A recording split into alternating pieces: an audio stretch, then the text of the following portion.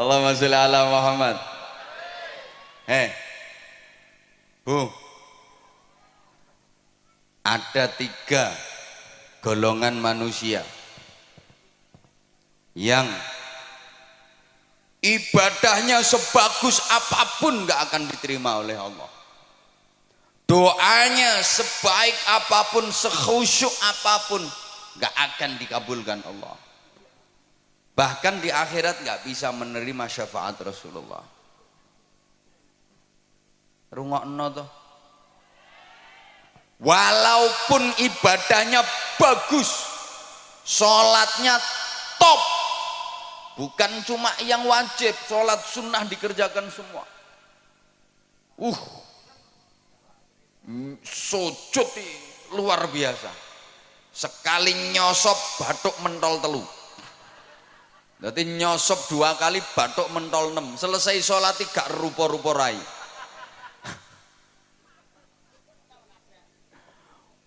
Poso bendino, sodakoh nyah-nyoh, zakat orang mufakat, wiridan sak dalan-dalan maca Quran yo turut ratan, berangkat haji tiap tahun, dia pergi umroh seminggu 5 kali, iso ngomahe Mekah kok, kan omahe Mekah.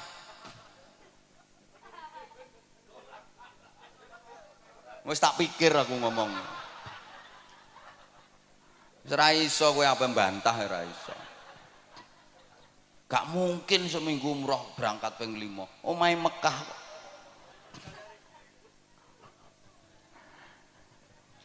Kalau masuk 3 golongan manusia ini percuma, gak akan diterima Allah. 1, aqul walidain, anak yang durhaka kepada kedua orang tua. Naudzubillah, sehebat apapun anak, kalau sampai durhaka kepada orang tua, berani kepada orang tua, menentang orang tua, melawan orang tua, zalim kepada orang tua, menyakiti hati dan perasaan orang tua, menyia-nyiakan orang tua, padahal si anak hidupnya berkecukupan, kaya, orang tuanya hidup menderita, itu dia mentala. Alah wis kadung.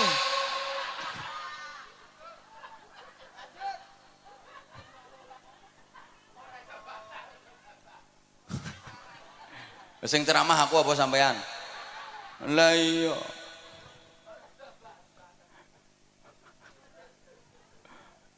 Walaupun ini anak alim, mangan kitab entek 2896, ilmune sundul terop, saking pintere sampai iso ngraji entut. Ngraji angin ini sak gampang, ngraji entut begitu tit kok.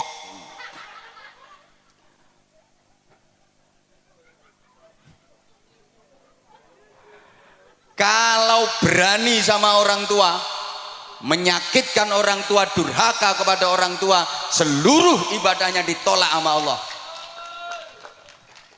doanya nggak akan dikabulkan oleh Allah, bahkan di akhirat dia nggak bisa menerima syafaat Rasulullah.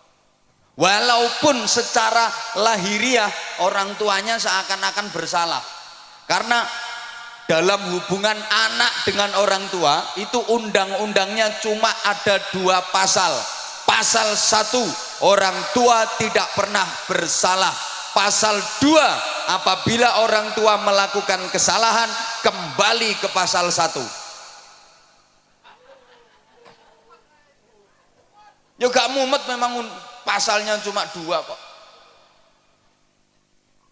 Jadi hubungan anak kepada orang tua itu pasalnya cuma 2 undang-undangnya. Pasal 1, orang tua tidak pernah bersalah. Pasal 2, apabila orang tua melakukan kesalahan, kembali ke pasal 1. Sehingga kalau sampai terjadi anak ribut sama orang tua, anak gegeran sama orang tua, demi Allah di apa-apa no sing salah anaknya. Ana sing mikir ketara gak rukun kae.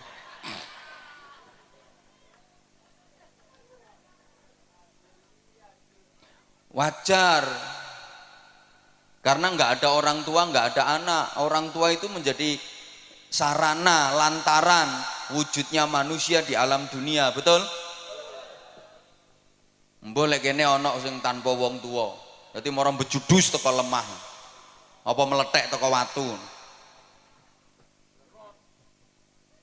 Maka saya di mana-mana katakan selamanya anak nggak mungkin bisa membalas budi kepada orang tua.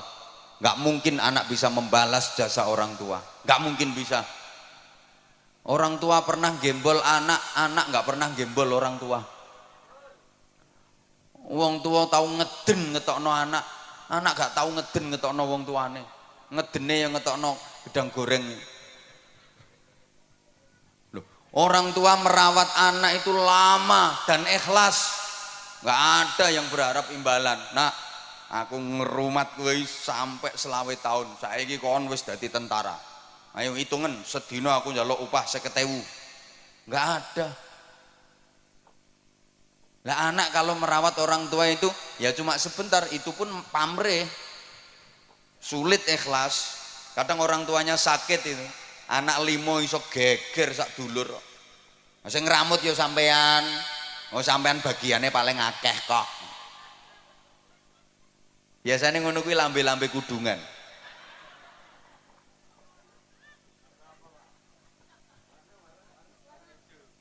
Halo. Halo. Ya. Rungokno. Orang tua merawat anak itu yang diharapkan hidupnya anak. Sing diharap-harap uripe. Lah nek anak ngramut wong tua iki mek karo nunggu matine kok. Sorry ya. Orang tua itu mau gantiin sakitnya anak. Kalau anak nggak mau gantiin sakitnya orang tua. Orang tua rela menggantikan derita anak. Kalau anak nggak mungkin mau menggantikan derita orang tua. Saya udah sering kasih contoh. Orang tua itu punya anak sakit, anak masih kecil sakit. Ya Allah, nangis. Semalaman nungguin anak nggak tidur. Dia nggak rela seekor nyamuk pun menggigit anaknya, hinggap di tubuh anaknya. Ditunggoni sampai gak turu, nangis memohon kepada Allah, ya Allah biar saya saja yang gantiin sakitnya anak saya asal anak saya sehat. Tapi anak gak mungkin mau gantiin sakitnya orang tua. Maaf, ayo coba sampean misalnya punya orang tua sudah pikun, ayo sampean gelem genteni, ya Allah kula sing pikun mawon.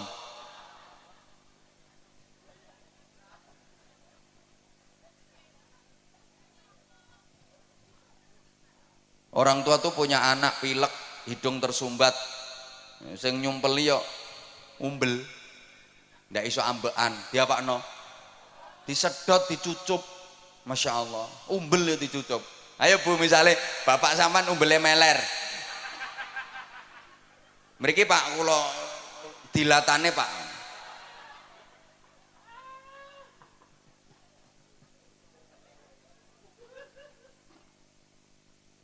Lah orang tua itu siapa saja? Satu, abul jasad, orang tua kandung, ayah dan ibu kandung. Dua, abur ruh, yang merawat ruh, merawat jiwa, gurunya, kiainya, bunyainya, ustadz ustadzahnya. Hukumnya sama orang tua. Kalau orang tua kandung itu yang merawat jasmani, kalau guru, kiai, bunyai itu yang merawat rohani. Iki dirungokno apa ora to? Tiga, yang ngasih pasangan hidup, mertua. Sama, wajib dihormat. Bu, menantu kalau nggak rukun sama mertua, ya sama, itu namanya menantu yang tidak berbakti kepada orang tua, durhaka. Sama. Ada enggak? Ngacung.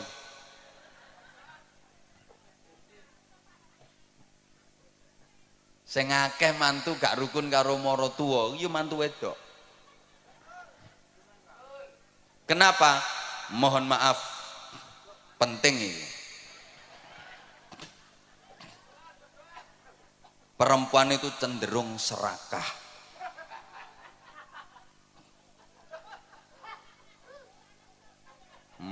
Wong lanang serakah ya eneng kok. Yang mbek kiai wani nyentak apa maneh mbek bojone. Mohon maaf, banyak istri yang tidak merelakan suaminya untuk berbakti kepada orang tua. Banyak suami yang tidak menyadari posisi. Sorry ya, istri sama suami itu beda. Karena istri perempuan, suami laki-laki. Lah yo beda. Istri itu haknya suami. Kalau suami bukan haknya istri, haknya orang tua. Rungokno. Suami itu haknya orang tua. Artinya suami harus lebih memprioritaskan orang tuanya, mementingkan orang tuanya daripada istrinya. Ya sama-sama penting, istrinya penting, orang tuanya penting, tapi perbandingannya lebih dipentingkan orang tuanya daripada istrinya. Ini kalau suami. Beda dengan istri. Istri haknya suami, bukan haknya orang tua. Karena waktu nikah sama orang tuanya sudah diserahkan total kepada suami. Maka istri harus lebih memprioritaskan suaminya daripada orang tuanya. Kalau suami harus lebih mementingkan orang tuanya daripada istrinya. Lah ini yang suka nggak diterima oleh para istri. Suami mau berbakti kepada orang tuanya, dihalang-halangi oleh istrinya. Kadang suami mau ngasih duit ke ibunya, ini si istri ngamuk-ngamuk, diselidiki. Mbok kei pira makmu mau? Mbok kei pira makmu mau? Mbok kei pira? Ya kekno kabeh kono. Kekno kabeh. Ndang ngusungi rono kabeh. Gawa nang gone makmu kabeh kono. Wis, klambimu nang digarono pisan, bantalmu sak sarungmu usungi rono. Engko bengi nang kelon karo makmu kono.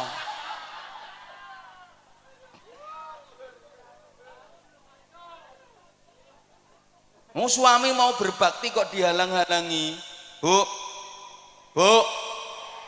ibu harus sadar, bagi suami orang tua itu prioritas daripada istri.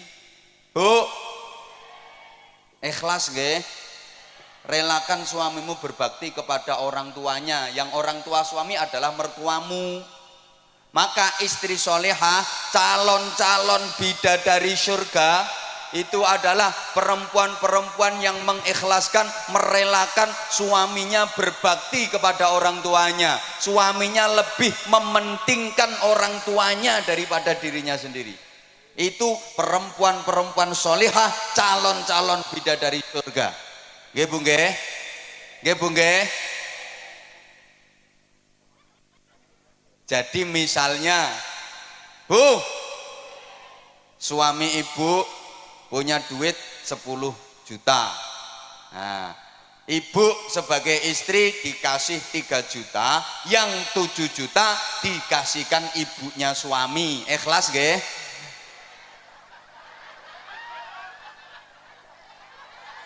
Ikhlas nggih?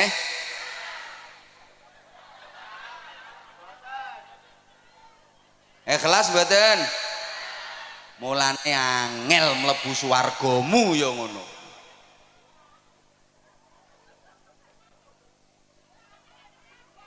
Loh, namanya lebih diprioritaskan ibunya daripada istrinya kok. Jadi nek bojomu kuwi ndek duit 1 juta, sampean sebagai istri dikasih 300.000, yang 700.000 dikasihkan ibunya suami, dikasihkan mertuamu. Ikhlas nggih? Sapa ngomong tak jotos mau?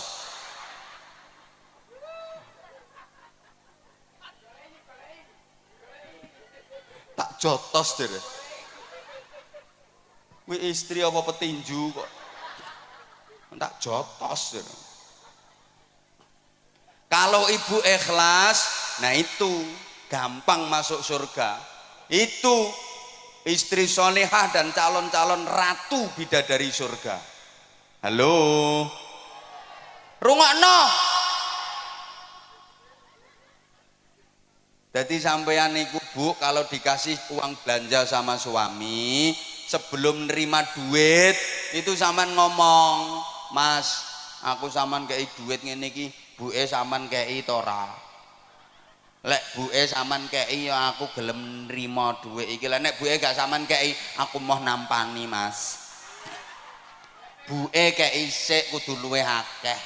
Lek buke wis sampean kei, lagek tak trimo. Ngoten nggih? Pret.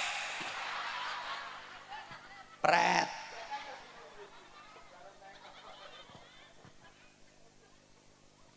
Jadi misalnya ibu dibeliin gelang sama suami, sebelum diterima tuh gelang ngomong, ya aku sama tukono gelang ini iki, ibu sama tukono pora. Lek ibu sama tukono ya aku gelem. Lah nek ibu gak sama tukono, aku mau nganggo ya, gak gelang-gelangan rapopo. Penting ibu timbang aku.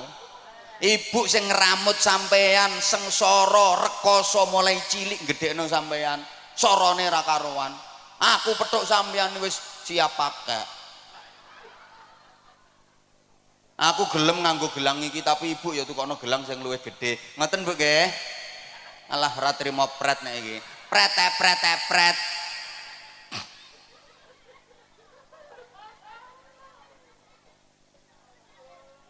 Ibu, jadi misalnya ibu mau diajak berangkat umroh sama suami, ibu harus ngomong, ya aku kata dijak umroh, ibu sampean jak taga, lek ambek ibu aku ya gelem melu ya, lah nek ibu gak sampean jak, aku yang mau, podo-podo nek duwe sampean pas-pasan, berangkat ambek ibu ae, aku kari-kari gak apa-apa, penting ibu timbang aku.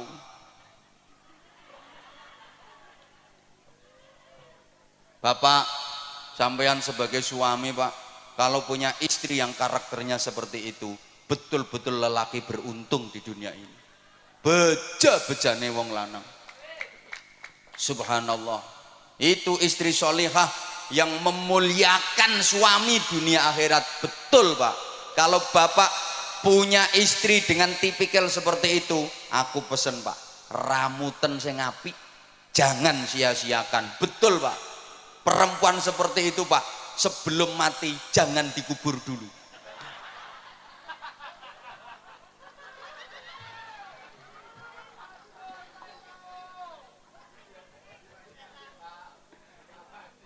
Soalnya langka.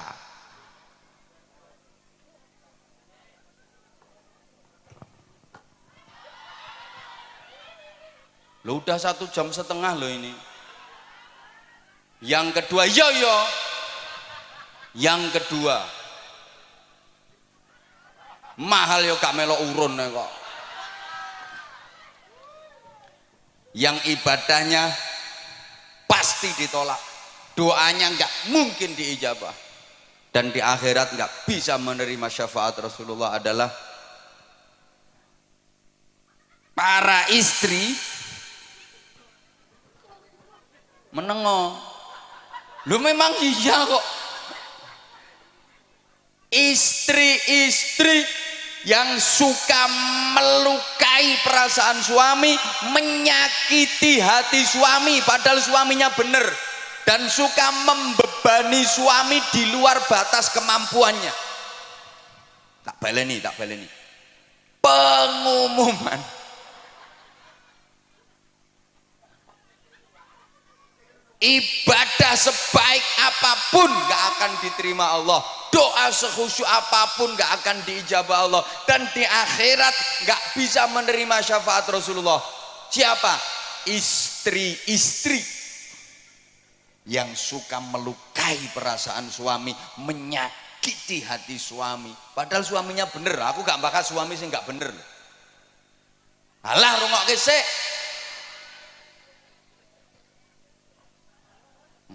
Ucul ya ben balon murah kok. Balon ucul geger ndangak kabeh. Tuku meneh 5.000 kok. Hah?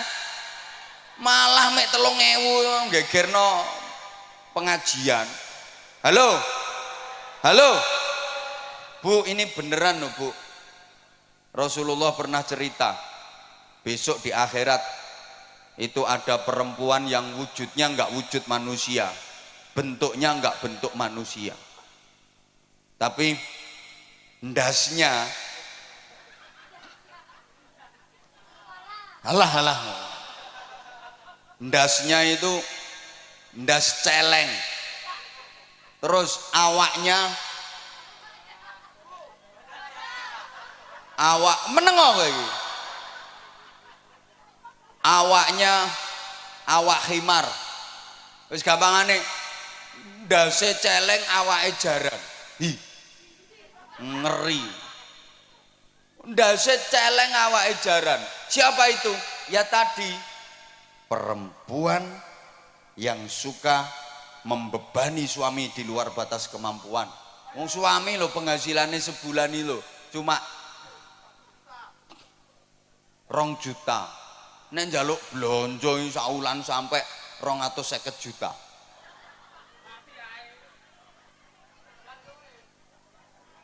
Misalnya perempuan yang suka melukai perasaan suami dan menyakiti hati suami, maka seperti itu akibatnya, ibadahmu gak akan diterima Allah. Tiwas dawir lambemu lah, dikir macam-macam percuma, doa gak diijabah, di akhirat gak bisa mendapat syafaat Rasulullah. Nah sekarang ganti, para suami ya harus fair dong. Yo kok wong wedok ae. Para suami laki-laki rungokno. Yang suka melukai perasaan istrinya, menyakiti hati istrinya, maka akibatnya aku durung tahu krungu keterangannya. Saya belum pernah mendengar keterangannya. Jadi ya saya nggak pernah dengar dalilnya.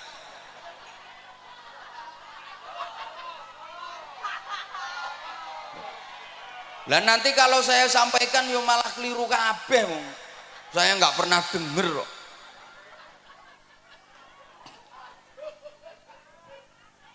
Bagusnya perempuan itu nggak perlu ngerti dalil-dalil yang kayak gitu. Marake ngelamak, ngelunjak, ingkrah ndase wong lanang. Lho wong istri itu lo nggak ngerti dalil lho, suami iso kalah. Apalagi ngerti dalil, malah nyenyek wong lanang. Memang istri-istri nggak usah ngerti dalil-dalil kayak gitu, bahaya. Wong nggak ngerti dalil sing lanang kalah kok, pemane ngerti dalil. Mulane bro, sing urung rabi ya. Besok nek rabi golek wong itu sing goblok-goblok kae, gampang dihapusi. Nek pinter-pintere gak iso ngendhalekno nyonyor kae.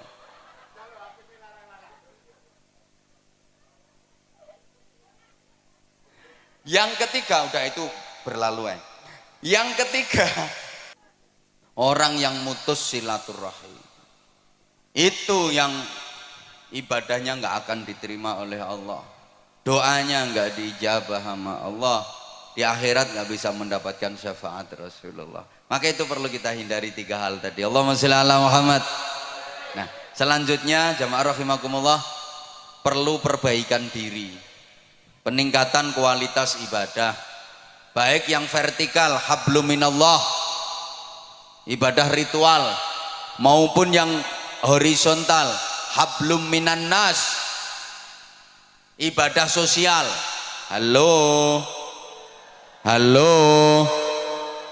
Dilanjut apa mboten? Oke, tak imbui.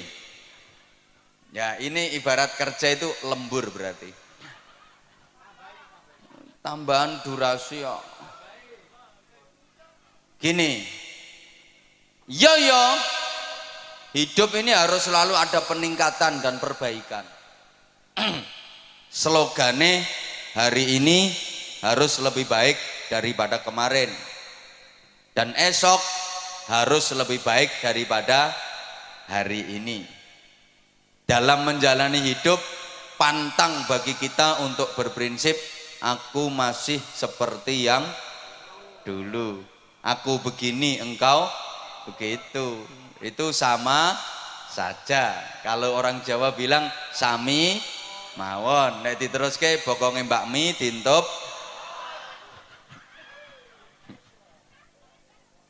Harus ada dinamika ke arah hidup yang lebih baik. Ibu bapak jamaah rahimakumullah, pembangunan musola ini harus disertai dengan pembangunan manusianya. Iya, kita berharap mudah-mudahan musola masjid-masjid yang ada itu benar-benar bisa menjadi laboratorium rohani, pembangunan mental spiritual. Negara kita itu punya jargon di lagu kebangsaan Indonesia Raya itu, bangunlah,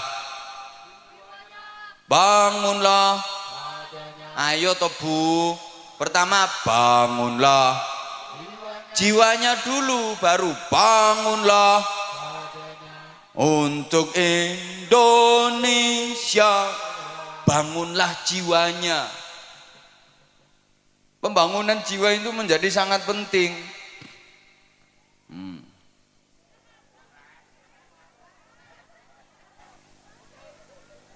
Oke. Mohon gelas ini untuk dikeletak.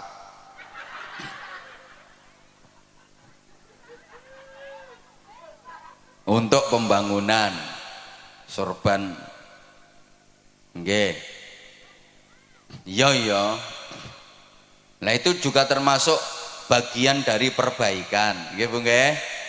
Bu, saya yakin semuanya bawa duit. Kalau nggak bawa duit nggak apa-apa kok, kalung dilepas, gelang dipelorot nggak apa-apa, nanti biar dijual sama panitia. Ini pasti semuanya bawa duit. Saya nggak percaya kalau nggak bawa duit. Ono yang 100.000, ada yang 50.000, 20.000, 10.000, 5.000, 2.000, 1.000. Nanti kira-kira yang disedekahkan berapa?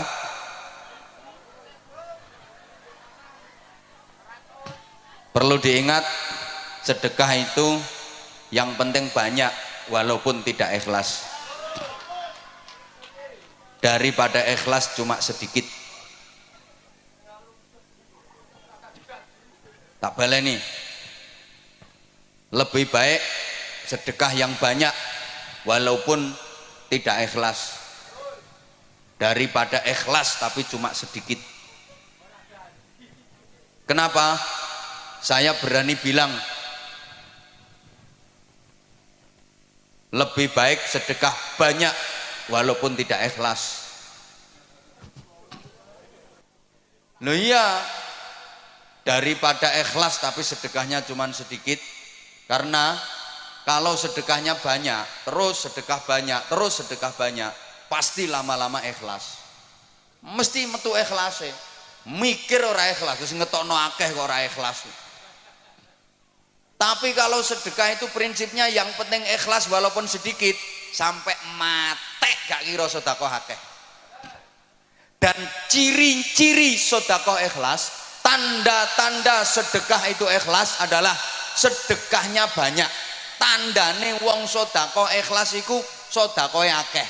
Soalnya nek sedekah akeh gak mikir, gak perhitungan. Tak baleni. Tanda-tanda orang ikhlas dalam bersedekah itu adalah sedekahnya banyak. Tandanya ikhlas. Soalnya gak perhitungan, gue duit piro, wis gak perhitungan. Engko urusan engko, sesuk urusan sesuk. Rezeki akeh sing guri, mesti ditempui, diganti sama Allah dengan ganti yang lebih banyak. Itu tandanya ikhlas. Nah, di antara tanda-tanda orang sedekah tidak ikhlas, itu sedekahnya nilainya kecil, sedekahnya sedikit, tandane wong perhitungan. Duitku karek 200, engko nek tak sedekahno 50, lak karek 150, sesuk bayar kreditan 70.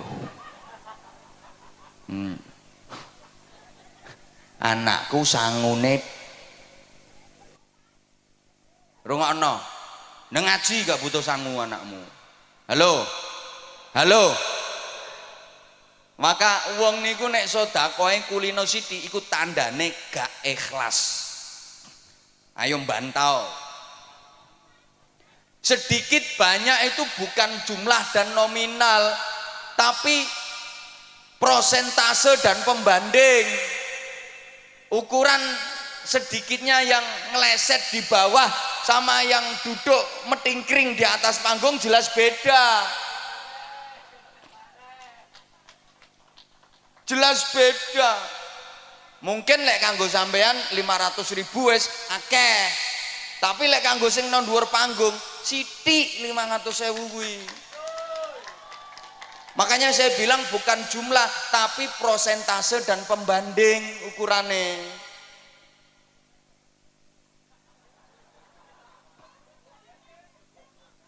Lah iya, makanya kalau saya katakan di antara tanda ikhlas dalam bersedekah itu sedekah nominalnya banyak, nilainya banyak. Kuwi tandane ikhlas, karena dia nggak perhitungan. Tandane wong sedekah gak ikhlas itu sedekahnya sedikit karena dia perhitungan. Halo. Orang yang beramal di dunia tanpa perhitungan, besok di akhirat Allah yo gak perhitungan, langsung dimasukkan surga sama Allah. Itu namanya masuk surga tanpa hisab. Tanpa hisab itu tanpa perhitungan. Siapa yang dimasukkan surga tanpa hisab, tanpa perhitungan? Ya orang-orang yang waktu di dunia amalnya tanpa perhitungan. Malaikat yang meriksa itu langsung didhawuhi sama Allah, kasih instruksi. Malaikat, itu orang waktu di dunia amal tanpa perhitungan. Udah sekarang langsung masukkan surga tanpa diperhitungkan amalnya. Cepet tuh orang Bojonegoro kok. Langsung ke surga.